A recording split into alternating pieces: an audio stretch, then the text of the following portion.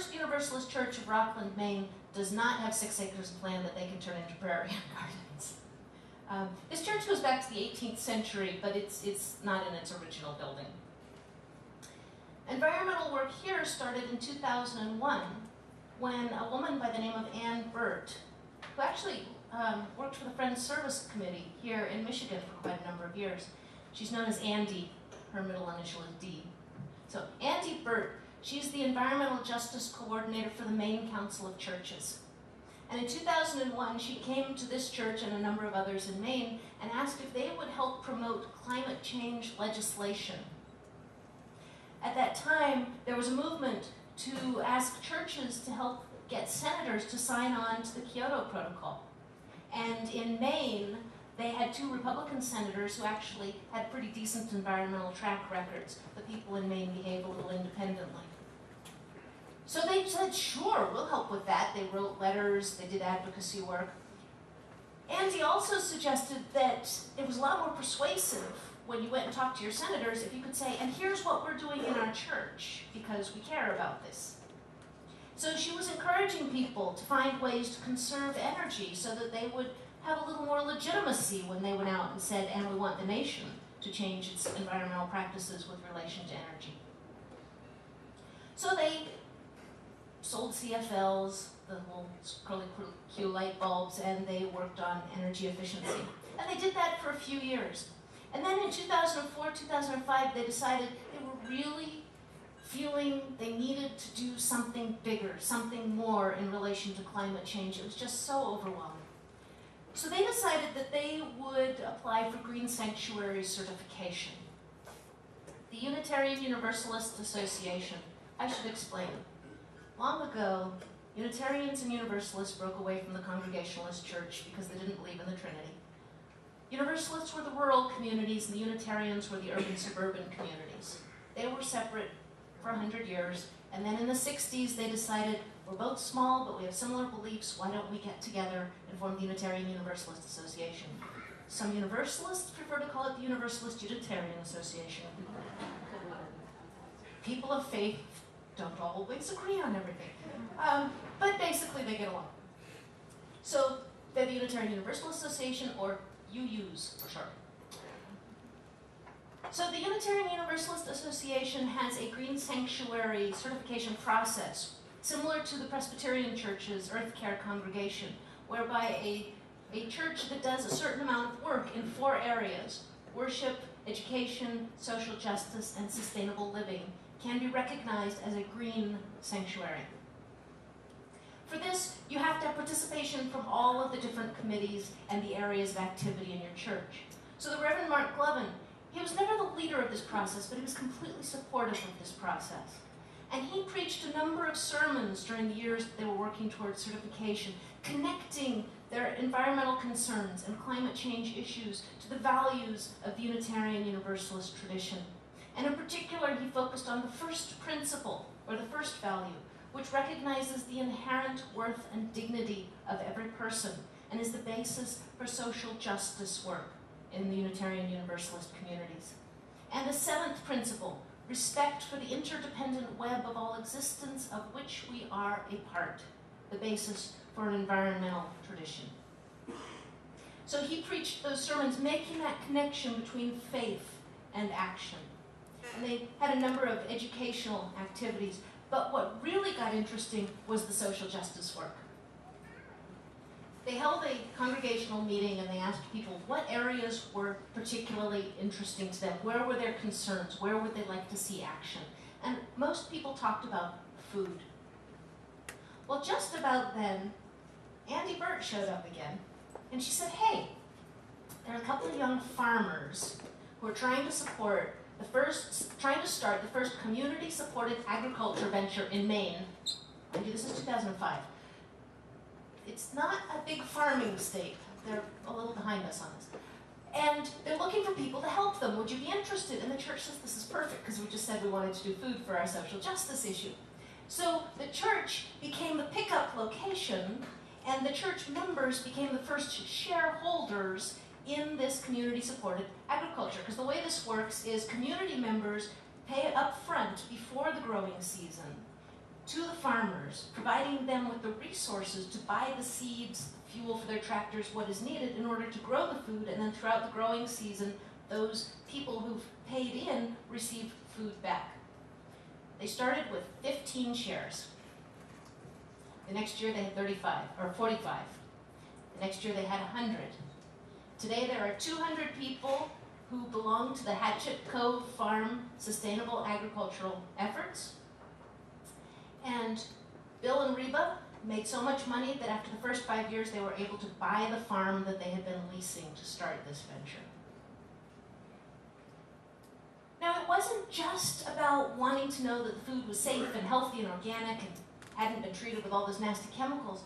For the church members, this was also about having a relationship with the people who produced their food.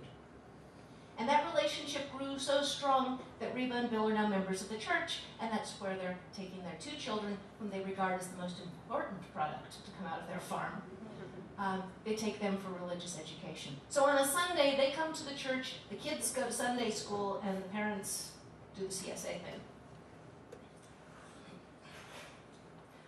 Well, about the second year of this community-supported agriculture effort, somebody in the Green Sanctuary Committee said, you know, here in Rockland, we used to be at the heart of the fishery production that goes on here in the mid-coast of Maine. They used to have a lot of facilities there for processing the fish. All of those are gone, but they were really curious, what's going on with the fisheries today? We'd like to learn more about it. So that became one of their environmental education projects, to bring in some members of the fishing community to talk to them about the state of the fisheries. The Libbies who came to talk to the church were from Port Clyde, where there were about a dozen fishing families who live in the community. And they are the small boat fishermen, sometimes referred to as ground fishermen, who fish in close to shore. And they're being essentially put out of business by the larger boats that are further out to sea and have a much larger range. Those big boats can go wherever the fish go. The small boats pretty much stay inshore. And a big part of what's going on is that all of the fishermen have to take their fish down to Portland, where they all go into one auction house. And the price for those fish is determined not just by the entire Atlantic area that goes to that auction house, but also by global prices on fish. Because when you go to Harding's or Meijer and you look at the fish in there, they're from all over the world. So the price of fish had dropped so low that the small boat fishermen were not able to pay for the fuel to do their fishing trips. So what do? Caught more fish. Because how else are you going to make the amount of money you need to keep your business going? You want to pass that fishing boat on to your children someday. So the auction system actually created an incentive to overfish, because people had to catch more and more and more fish just to make the same amount of money that they had made in the past. Well, people at the First Unitarian Church, they asked, or Universalist Church, they asked, could we add fish to the CSA? And the fishermen say, well, we're really not set up for that. But a year later, the fishing family that had come to see them, the Libbies, they heard about down in North Carolina there was an effort to do direct marketing and bypass the auction and the middleman. And they started thinking, you know, what if we actually used community-supported agriculture model and we created a community-supported fishery? Just one problem.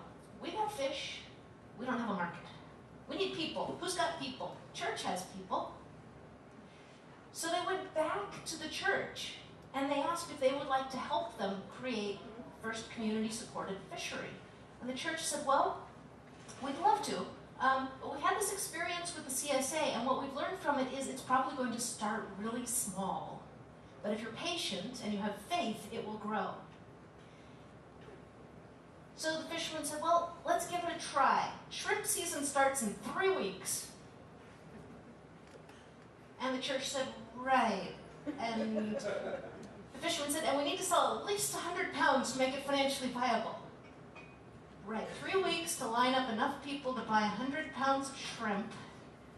Okay, 10 pounds a share, we'd only need 10 people. But it turned out people wanted half shares. Because what do you do with 10 pounds of shrimp?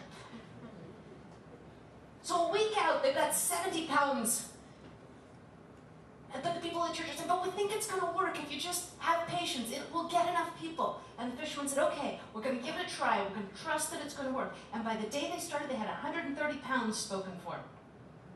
Now, to be honest, 130 pounds of shrimp a week cannot support a fleet of 10 boats. But it meant that every week, one boat had its fuel paid for. And more importantly, it also meant the fishermen discovered the people really cared about them. The people wanted them to survive. And that, I think, was as important to these fishermen as the sales themselves. So the fishermen would come with these bags, these 10-pound bags of shrimp for their shareholders. The fishermen actually formed a cooperative, the Port Clyde Fishermen's Cooperative, to manage all of this. And then they discovered some other challenges. It seems even in Maine, most people don't know what to do with a whole shrimp. So the fishermen had to hold shrimp peeling classes. And then it also turns out every family has one good shrimp recipe. Week after week after week, same good shrimp recipe. So they started trading recipes. And you know what happens when people in a church start trading recipes, right? You have to put together a cookbook.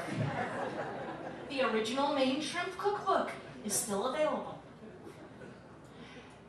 So then they were actually running out of shrimp because people would submit recipes for the cookbook and they'd all go home and test the recipes. And they were running short. So this was such a hit that during the summer, the fishermen started bringing fish direct to the church. It was their drop-off. And then they started getting a few more drop-off sites. So by the second year, they did shrimp season again in the winter and fish in the summer. And they had 11 drop-off sites where they were selling direct to people. And then there was a large enough market for 10 fishing boats to be making a living.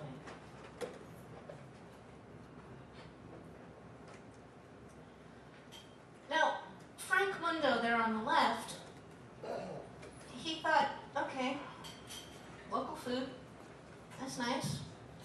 What about climate change? We're supposed to be doing something about climate change. That's the big deal. And let's face it, local food is great, but it's not going to reduce our greenhouse gas emissions enough to make a difference. He said, you know, I was in despair. He belonged to this Green Chalice Circle where they would get together and they would read environmental books. And he said, I stopped reading them. I was still going to the group because it was good to be with people who shared my concerns and I needed the moral support of the community, but I couldn't read these things anymore because it was too depressing. What finally helped Frank, oh yeah, and he's the one who said the environment is going down the toilet. Frank's got away with words. What finally helped Frank was they did an energy audit. So part of the sustainable living piece of the Green Sanctuary certification is that the church must do an energy audit and they must figure out how to reduce their energy use. And one of the things they discovered is they were losing a tremendous amount of energy through the basement windows. So Frank and Dick here, they went to a workshop that taught you how to build storm window inserts that would go in the interior of building windows to make them more energy efficient. And they're holding one here. They built those for the basement in the church, and they saved 25% on their energy that very first year. Well, then members of the congregation started saying, could you make some for my house? Now, these are two guys who've got all those great tools in their basements. You know, they got the table saws and the jigsaws and everything you could possibly need. They're retired, they've got time. It's like, sure, we can build windows for you. So they started building windows for the church members. And then they got the idea to do community builds. So they created an organization called Window Dressers. And what they do is they work with another church, and they say, do you have a bunch of people who would like to save energy on their homes by having these window inserts installed? And the church then finds how many people they have, might be 15, might be 30. And so Frank and Dick go around to their homes and they measure the windows and they put that information in their laptop, which immediately kicks out a list of what it's going to cost to do the windows on that house. Each window insert costs about $14. You can usually do a whole house for about $300, which is probably less than one fancy Anderson window. So then they go back to their home workshop where they have this very fancy table saw that communicates directly with their laptop computer, which sends all the measurements to it, and it kicks out the frames, it cuts all the wood, which they then label very carefully, and they create kits. Then they have essentially a barn raising day, where a bunch of volunteers from that church community get together in a room like this one, and they assemble all of those kits and take them to the homes of the people who purchased them. And they've also set it up that for every 2 windows somebody buys, they donate a 3rd window to somebody who can't afford to purchase windows for themselves. So they've been working with people who are really quite poor to make their homes easier to heat and more affordable for them to live in. Frank said he's been to homes, he said, I had no idea people lived like that. He's been to trailer parks. He's been to homes where the heat was actually turned off because people didn't have enough money to pay their heating bill, and they were wearing their coats indoors during the winter time. So this has become a real eye-opener for him, but something where he feels like he's made a real difference. And it's been escalating, so that they started out that first year they were doing a couple hundred windows. Last year they did almost 2,500 windows. This year they're aiming for 3,000, and they're trying to partner with the prison so that they can get some of the work done elsewhere, and then they'll be able to just do the community build part and really escalate this project.